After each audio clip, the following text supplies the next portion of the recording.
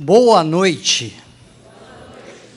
Pegar assim no final é legal que já está todo mundo treinado, né? Não precisa ficar insistindo, boa noite, boa noite. Palestra de psiquiatra sempre fica vazia na frente aqui assim. O pessoal tem medo. Vai que ele olha muito de perto assim e descobre, né? Ah, descobri agora, não descobri nada, não. Como vai de psiquiatra já dá medo. Nunca confie no como vai de um psiquiatra. Como vai de psiquiatra é igual sorriso de dentista. Tem conflito de interesse. O dentista sorri para você para quê? Você sorri de volta. Tá precisando do Invisalign aí, né? Tá. Então o psiquiatra pergunta como vai, ele já está querendo uma resposta para analisar. Vai, ainda não está muito bem, então já passa aqui, marca uma consulta. Brincadeira. Não vim aqui para fazer consulta, vim aqui para conversarmos sobre a fronteira da inovação no cuidado à saúde. O que será que você gostaria de encontrar se você pudesse chegar lá na fronteira da inovação? Se você pudesse espiar lá na frente, lá na fronteira da inovação humana, o que você gostaria de ver? A gente pensa em tecnologia, né? Eu gostaria, sei lá, gostaria de ver que o ChatGPT engana meu professor. Gostaria de ver que eu não preciso mais trabalhar. Gostaria de ver que finalmente os carros estão voando. Sei lá.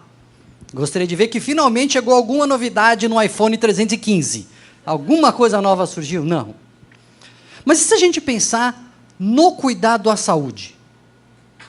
Se você pudesse espiar lá na fronteira, lá na frente, o que você gostaria, o que você acha que te faria feliz ver lá no futuro?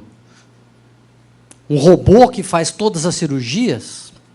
Sei lá. Gostaria de ver que agora um exame que eu faço em 1 segundo dá todos os diagnósticos que eu preciso? Acho que tem gente que gostaria de olhar lá na frente, lá no futuro e ver, olha que bom, a mensalidade do plano não mudou. Eu acho que não foi reajustado. Que bom. Mas eu não sei exatamente o que você pensou.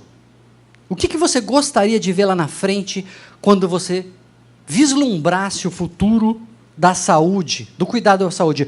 Mas, mesmo não sabendo o que você pensou, eu posso dizer que provavelmente você está errado.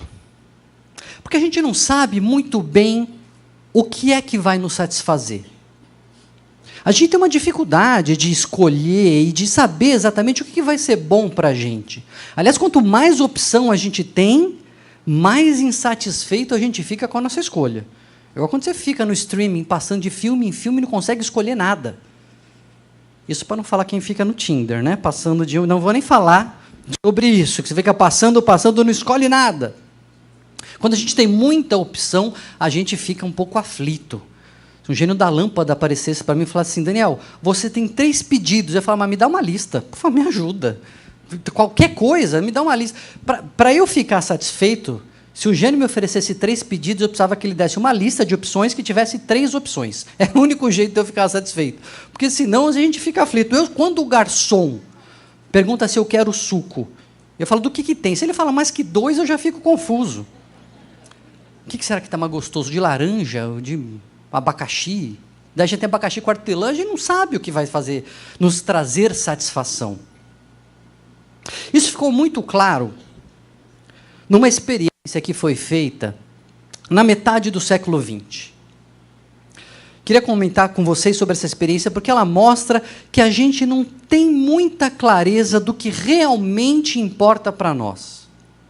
Foi uma experiência que hoje jamais seria aprovada em nenhum comitê de ética, mas na época era como as coisas aconteciam, anos 50, antes dos anos 60 ainda. Um psicólogo chamado Harry Harlow, ele fazia pesquisas com macacos. E para fazer as pesquisas dele, ele precisava separar os macacos recém-nascidos das suas mães. E eles aprenderam, ele e a sua equipe, seus alunos, aprenderam a dar todas as necessidades ali que os macaquinhos precisavam. Eles davam alimento, eles limpavam, enfim, eles tratavam dos macaquinhos, mas percebiam que eles não se desenvolviam normalmente. Então, Harlow teve uma ideia. E ele separava, a partir de então, os macaquinhos das suas mães, e colocava numa jaula na qual ele colocava manequins como macacas mães substitutas. Eram basicamente duas substitutas que tinham na jaula. Uma era feita de madeira, com braços de ferro ali, toda dura, com uma mamadeira cheia de leite. A outra, que ficava do lado, não tinha alimento nenhum, mas era fofinha, era feita de pelúcia, toda acolhedora. E a pergunta que os pesquisadores se faziam era: qual será a macaca preferida dos macaquinhos? A gente tinha na cabeça, os pesquisadores, como todos nós temos na cabeça, que o que a gente precisa para sobreviver é cuidar do nosso corpo, a gente precisa de alimento. Se a gente não tem comida, a única coisa que a gente pensa no mundo é comida. E então eles apostavam todas as suas fichas de que os macaquinhos iriam preferir a macaca que tivesse leite. E qual não foi a surpresa dos pesquisadores ao notar que os macaquinhos passavam o tempo todo com a macaca fofinha. Não era macaca, né? Com a manequim fofinha, de pelúcia, acolhedora. Se sentiam ali acolhidos, acalentados, protegidos. Eles saíam muito rapidamente para mamar, quando dava fome, ia lá na macaca toda dura de ferro, madeira, mamavam, se alimentavam e voltavam para o colo da macaca fofinha. Entre a comida e o acolhimento, para surpresa dos pesquisadores, os macaquinhos preferiam o acolhimento. Você pode falar, puxa, Daniel, mas também, né? Vai ficar lá, é fofinho, é gostoso. É lógico que eles iam preferir. Então, o Harlow pensou igual, falou, então vamos fazer o seguinte, vamos separar. Vamos colocar um bando aqui só com a macaca que tem leite e em outra jaula separada só com aquela que é fofinha. Só com aquela de pelúcia, agradável ao toque. E eles notaram, então, que os macacos que tinham alimento sempre que desejavam, ficavam mais estressados e se desenvolviam pior do que os macaquinhos que estavam passando fome, mas tinham colo. É um resultado que foi surpreendente. E ele mostra um dilema que a medicina e o cuidado com a saúde enfrenta sempre, desde sempre. Não é um dilema novo. A gente olha para a nossa realidade, porque nós vivemos no nosso tempo, a gente acha que esse é um problema de agora, mas é um problema de sempre. Por quê? Porque quando a gente pensa o que a gente quer da medicina, o que a gente quer da saúde, a gente pensa, eu quero o robô que faça cirurgia. Eu quero o exame mais tecnológico possível. Eu quero que com uma gota de sangue me diagnostique em qualquer coisa, bate na madeira, não quero que diagnostique nada, mas que seja possível diagnosticar tudo. Eu quero o médico mais especialista na mais avançada da tecnologia, e a gente quer isso até que a gente adoece. Porque quando a gente adoece, o que a gente quer de verdade é ser cuidado. Quando você está vulnerável, fragilizado pela situação do adoecimento, que é sempre uma situação de incerteza, uma situação de ansiedade, o que a gente quer é cuidado.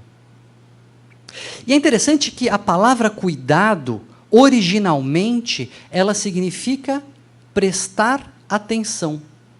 Cuidar é prestar atenção. Quando você deixa uma criança com alguém e fala assim, eu vou ali rapidinho, você pode cuidar do meu filho? Você não está pedindo para você pagar a escola dele, comprar as roupas, né? Só compra material, aproveita que você está aqui, compra material escolar, que está pela hora da morte. Cuida presta atenção. Pode ser que ele fique com fome, você precisa alimentar, pode ser que ele suje a fralda, você precise trocar, mas isso você só vai perceber porque está prestando atenção.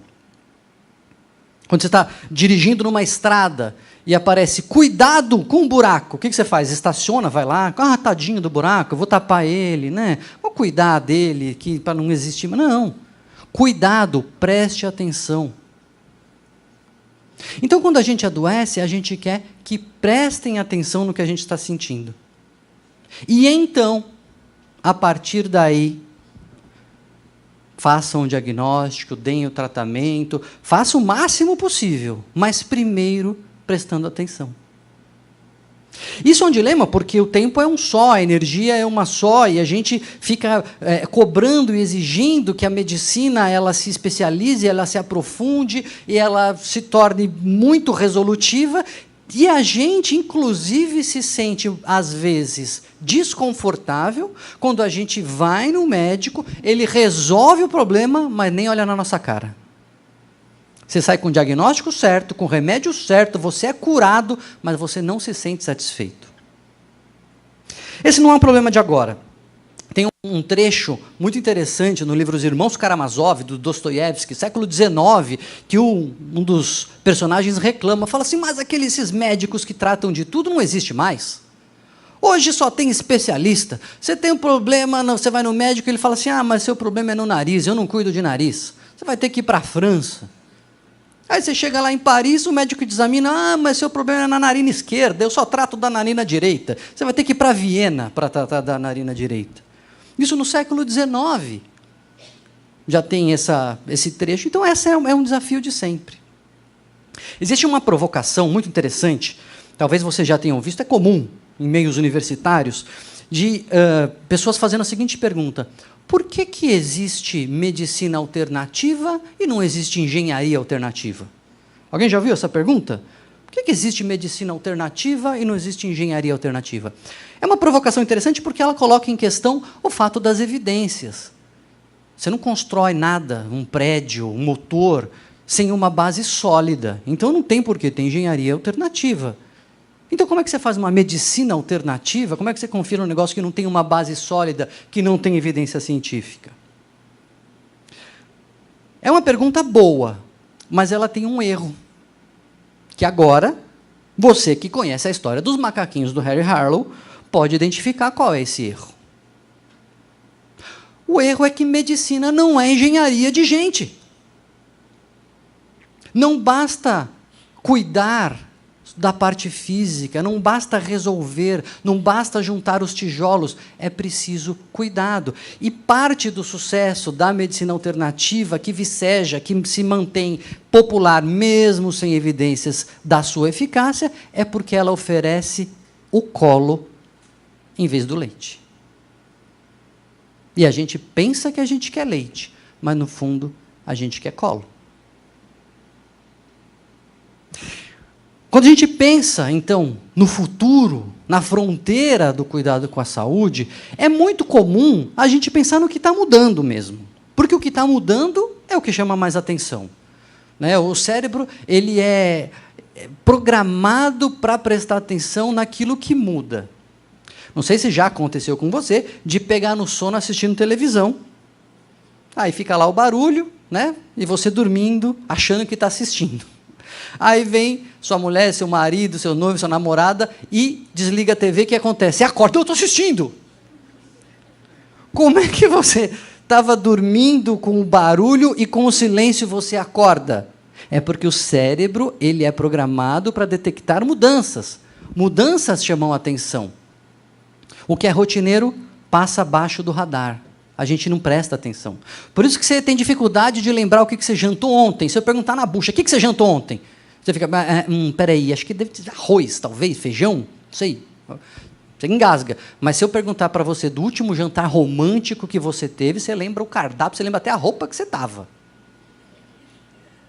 Hahaha, né? Faz tempo. Mas tem que fazer tempo mesmo. Fica aqui, ó, se alguém está te cobrando, a gente não faz nada de especial, você fala assim, não, mas justamente porque é especial tem que demorar muito. Tem que ser raro, tem que ser de vez em quando. Se é rotineiro, você não vai ser mais especial. Agora, quando a gente está pensando sobre a inovação, não basta a gente pensar sobre o que está mudando. Eu acho que é importante a gente pensar sobre o que permanece. Sobre aquilo que era importante antes, que é importante agora e que vai ser importante no futuro. Porque uma atenção à saúde digna desse nome, ela jamais vai poder abrir mão do cuidado. Virão robôs, virão exames, virão tecnologias, virá o chat GPT, vai vir o doutor GPT, vai vir tudo de novo. Mas a gente nunca vai poder abrir mão do cuidado. Porque aquilo que era importante para as nossas avós, para as nossas mães, deve continuar sendo oferecido para os nossos filhos e para os nossos netos, se a gente quiser oferecer um cuidado na saúde que seja digno desse nome. Muito obrigado.